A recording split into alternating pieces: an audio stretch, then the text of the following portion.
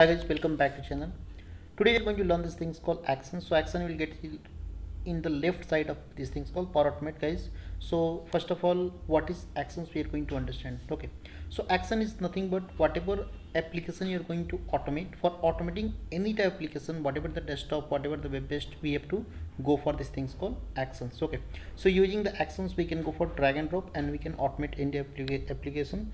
So we are getting these things called multiple actions. Where if you want to go for automating the web based application, we can go for these things called browser automation, and we are getting these things called multiple particular actions. Okay, so if you go for these things called page, we are getting these things called launch new Chrome. So for all particular browsers like the Chrome, Mozilla Firefox, Edge, all these things called, we are getting these things called multiple browsers here, multiple actions here. Using the actions we are able to automate. If you want to close the browser, we are getting this things called close browser option. We can go for use this part. Okay, if you want to go for these things called any type of system related these things like that, launching these things called application, we can go for system, and we can go for these things called launch the particular application. We can go for these things called run the application, and we can go for close the particular application. Okay, so we are getting these things called multiple actions.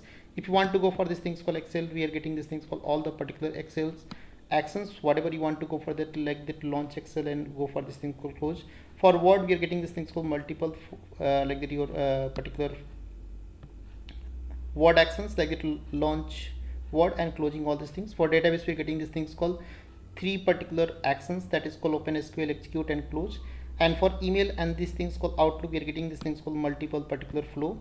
Like if you want to go for these things called Outlooks, we're getting these things called 3 to 4, like that your particular actions to automate these things called Outlook. And for display the message box, we're getting these things called message box, like that we can go for display the message. Even if you want to go for shut down your system, we have particular like that we are getting these things called your workstation. Using this workstation, we can go for shut down these things. Okay, so thank you guys for watching this video. Thank you very much for watching this video.